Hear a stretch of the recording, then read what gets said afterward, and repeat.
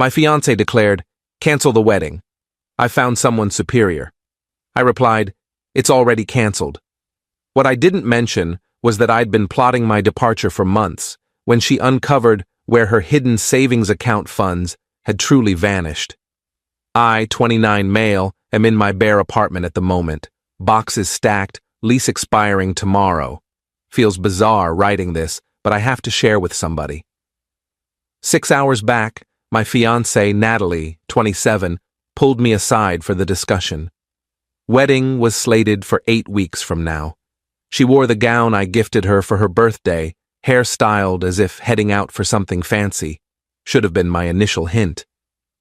"We need to call off the wedding," she said, avoiding my gaze. "I've met someone better."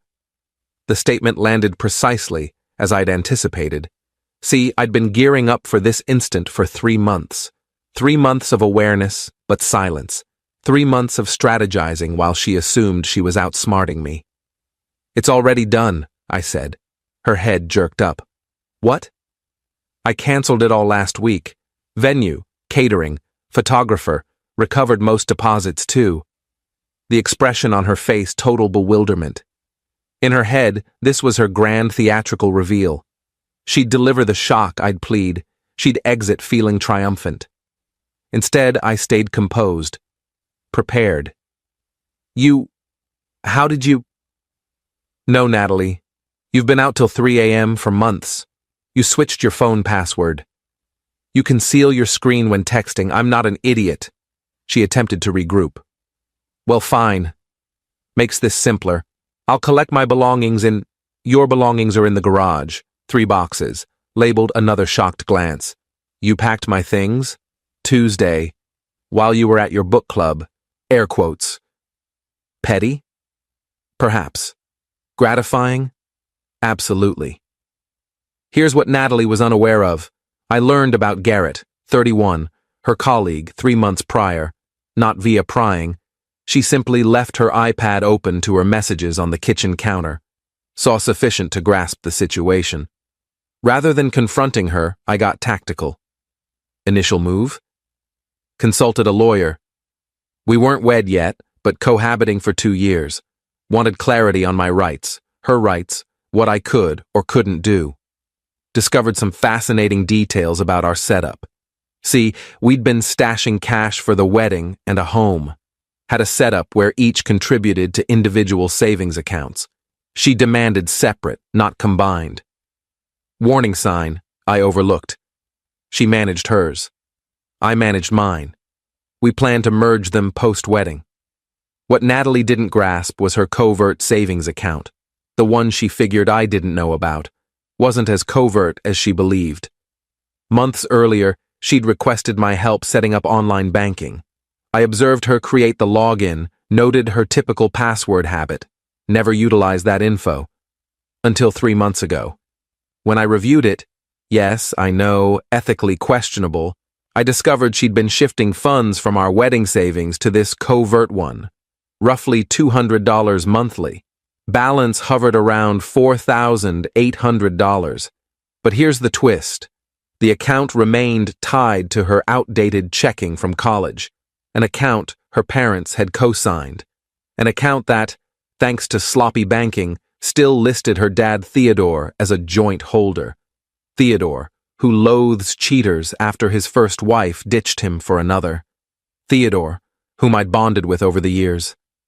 Theodore, whom I'd lunched with last month, casually noting his daughter seemed remote lately.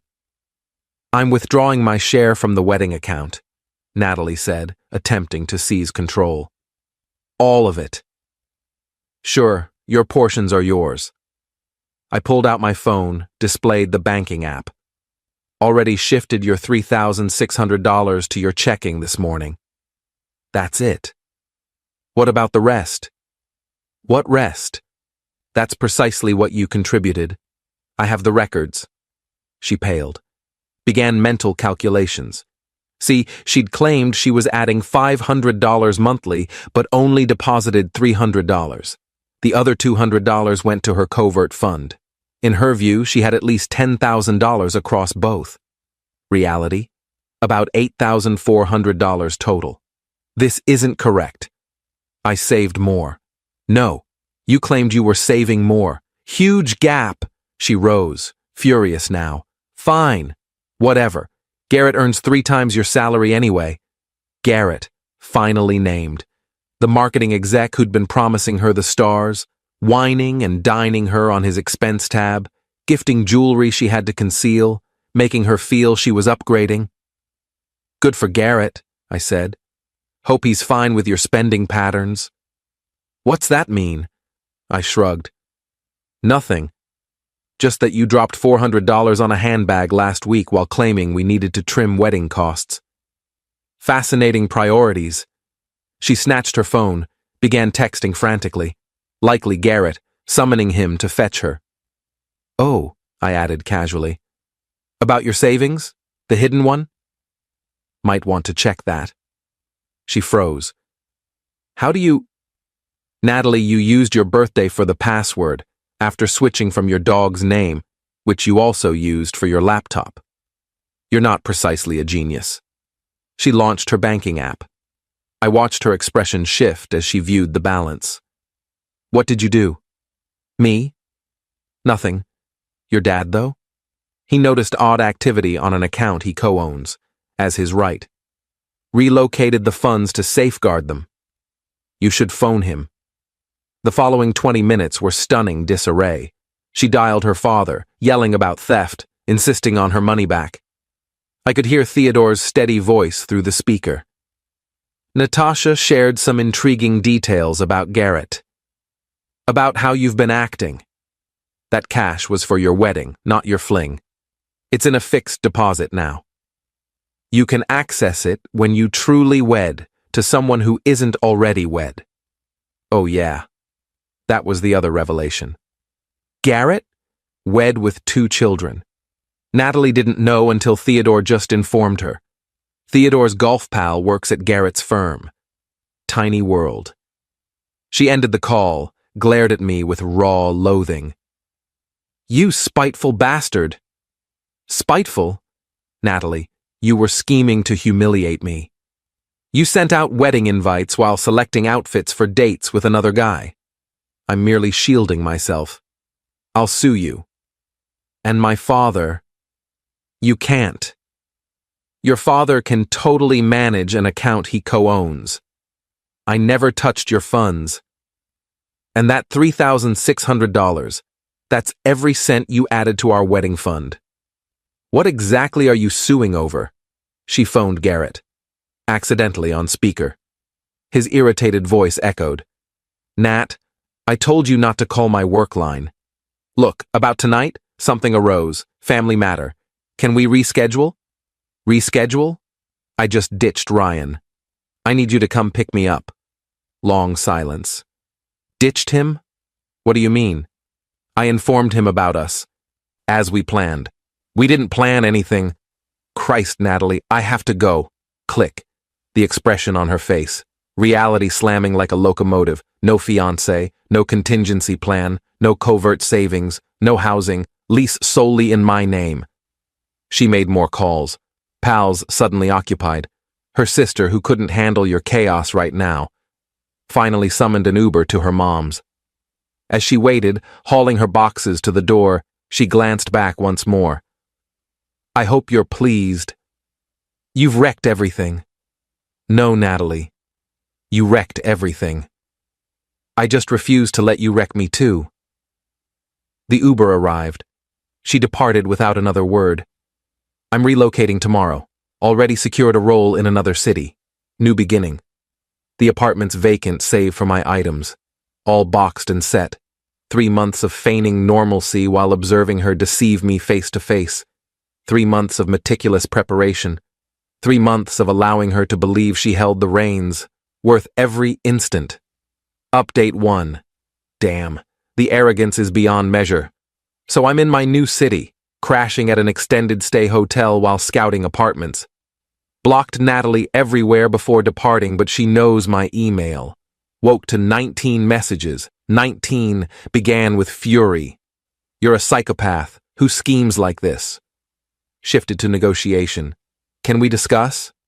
I erred, but we can fix this. ended with warnings. I know your workplace now. I'll tell them your character. That last one amused me. She assumes she knows my job from spotting my LinkedIn update. What she doesn't know, I haven't begun yet. Don't start for 2 more weeks. Also, my new firm specifically recruited me. Doubt they'll mind X-drama. But the emails weren't the highlight. No, the highlight was the text from Theodore. Theodore, Ryan, hope you're adjusting well. Figured you should know Natalie tried accessing the fixed deposit. Bank flagged it as possible fraud since she's unauthorized. Had to lock all my accounts now. Also, she's claiming you turned me against her. My daughter, who deceived for months, accuses manipulation. The irony. Then he forwarded a screenshot of a text she sent him. Dad, you must return my money. Ryan poisoned you against me. Garrett was merely a pal, nothing occurred. I need that cash for new housing. This is monetary abuse. Theodore's reply, the only abuse I see is of trust others gave you. The funds remain. But wait, it escalates. Yesterday, a call from the wedding venue. Recall how I said I canceled it all? The venue offers a solid cancellation policy. Full refund if canceled 6+ weeks prior. Recovered our $3,000 deposit. Here's where Natalie botched it. When booking, she demanded to be primary contact to oversee planning. Fine by me. But when I canceled, I did it via phone, saying I was calling for the couple. They processed it, emailed confirmation to the on-file address, hers. She apparently ignored that email for days, only learned when she phoned the venue to reschedule for her and Garrett. The nerve. They informed her the booking was voided and refunded. She demanded the refund's whereabouts. To the card that paid the deposit, my card, to another email. That venue cash is half mine. You stole from me. I forwarded that to my attorney pal. Not formally hired, just a college buddy. He chuckled. She wants half a canceled wedding venue for a wedding she terminated? Good luck. But the true gem came this morning. Recall Garrett? Mr. Triple my salary marketing chief? I know someone adjacent to his firm. They shared intriguing info.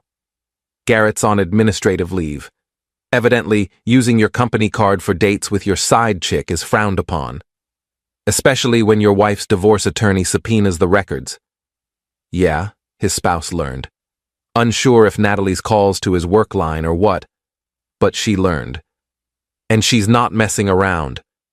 So Natalie's grand scheme of upgrading left her with lost her fiancé, me, lost her home, lost her hidden savings, lost her side guy, burned ties with pals weary of her turmoil, infuriated her father who controls the sole funds she thought she had, and now Garrett's likely losing his role and half his wealth in divorce.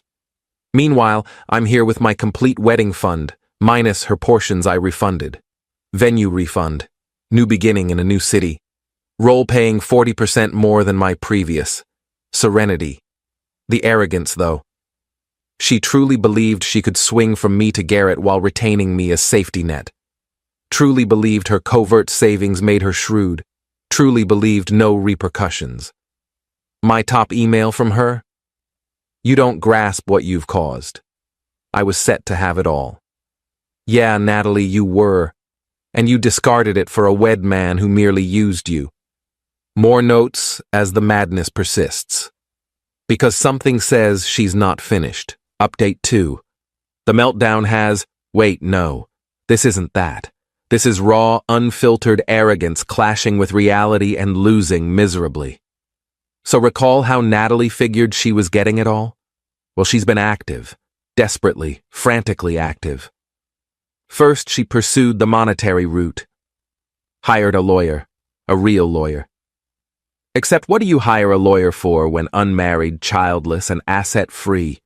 She aimed to sue for one. Mental harm from me nixing the wedding. 2. Her portion of the venue refund. 3. The pilfered savings account cash. 4. Lost earnings from relocating to her mom's. Her lawyer lasted 1 meeting. Likely told her no case. I know this because Theodore texted me.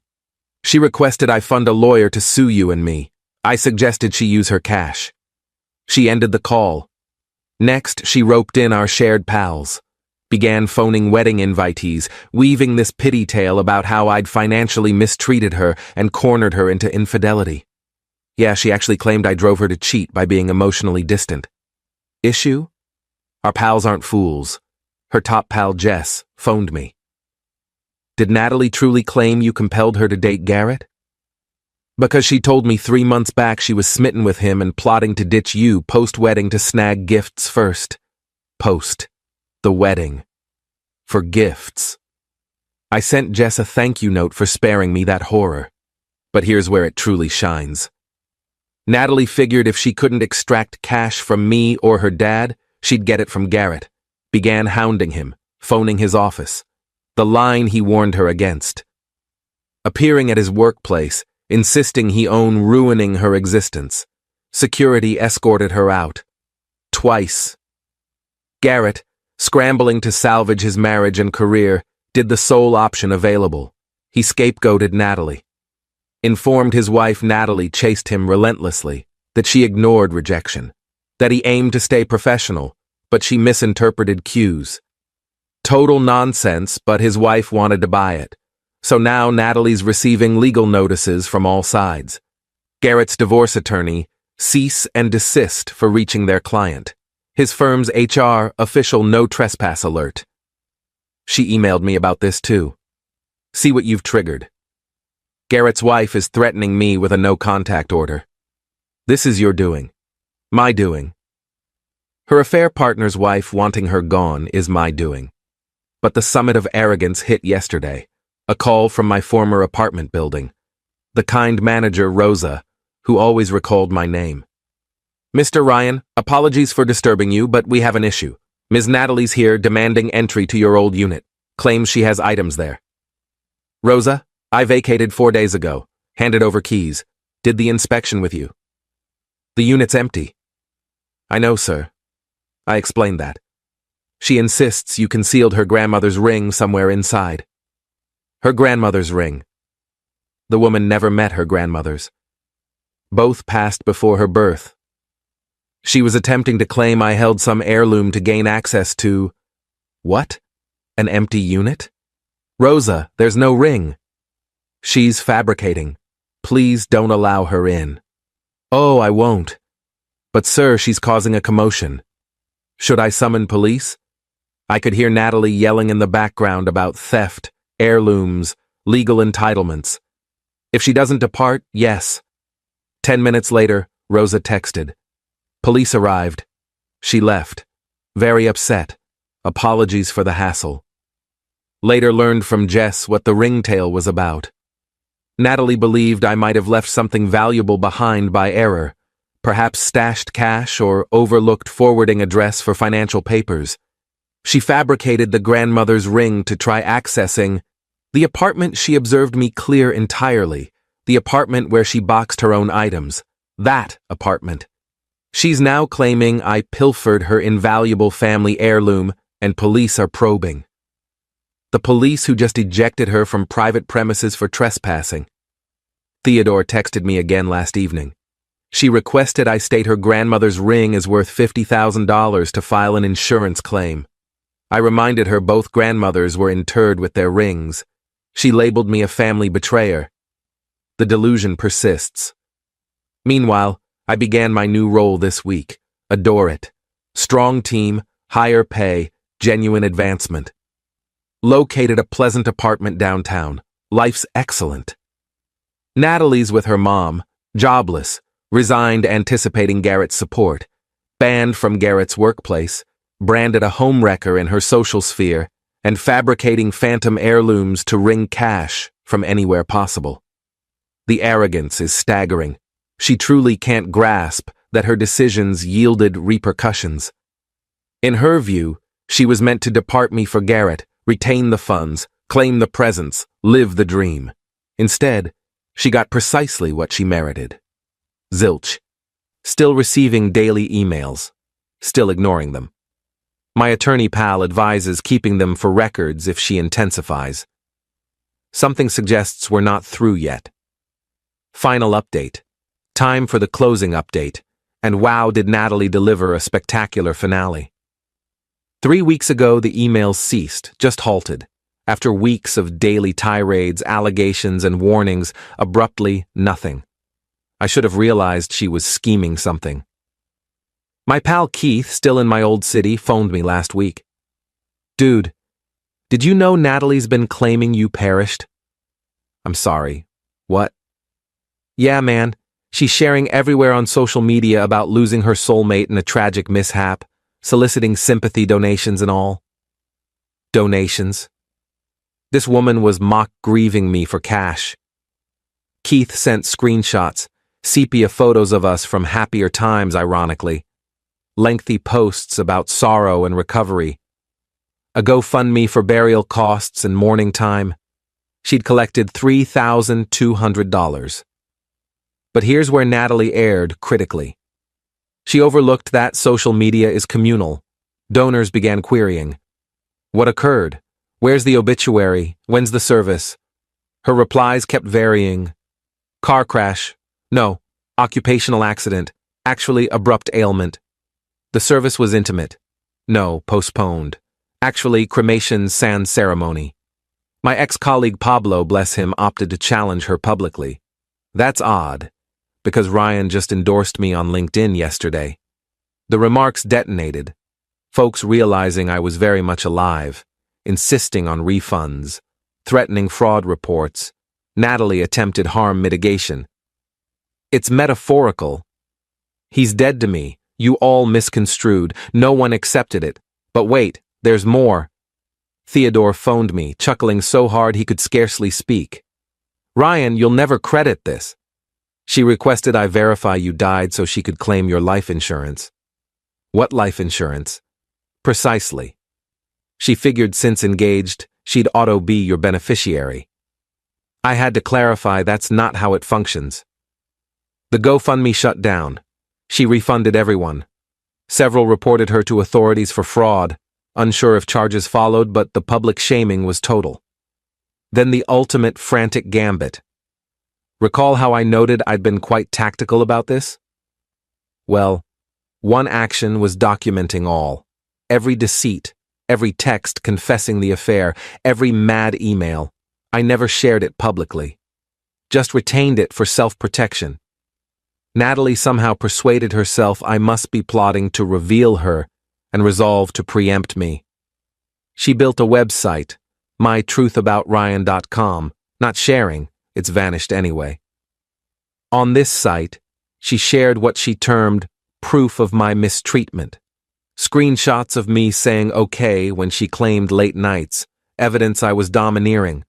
Or bank records showing I earned more, proof I was financially oppressing her.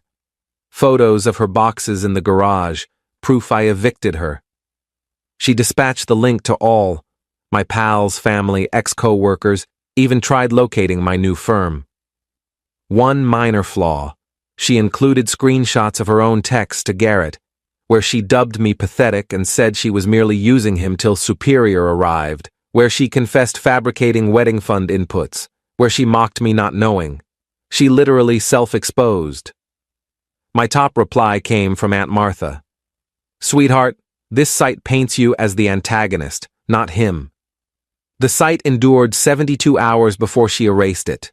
But the web is eternal, and many snagged screenshots. The consequences. Natalie's now utterly toxic in our prior social sphere. The mock death fundraiser was the ultimate blow for all. Even Jess, who aimed neutral, severed her. Garrett's divorce concluded, he lost his role and pays hefty alimony. His ex-spouse actually messaged me on Facebook. Thanks for removing that leech from my husband. She ultimately aided me long-term.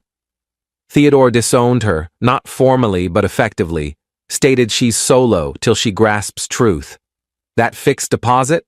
He donated it to a charity aiding struggling single mothers, folks who truly require aid. Natalie's mom ousted her after police arrived over fraud claims. Latest rumor, she's sofa surfing and employed at a mall cell phone booth. As for me, life's superb. Adore the new role, new city, new apartment. Began dating someone, proceeding gradually, but she's incredible, truthful, self-reliant, has her own ambitions. Funny aspect of repercussions. Natalie devoted so much effort evading them, scheming around them, that she forged worse ones for herself. If she'd merely parted honestly, she'd have her $3,600, her pride, and likely a fresh romance. Instead, she attempted to manipulate all and ended up manipulating solely herself. I'm finished pondering her, finished scanning for emails, finished caring what she does next. She's penniless, isolated, and notorious for staging my death for cash. That's not vengeance. That's merely the organic outcome of her decisions. Thanks for tracking this chaotic journey. Heading to erase this account and advance with my life. A vastly superior life than I'd ever have shared with her. Recall, when someone reveals their nature, trust it. And when they aim to sabotage you, ensure you're already 3 moves ahead. Farewell.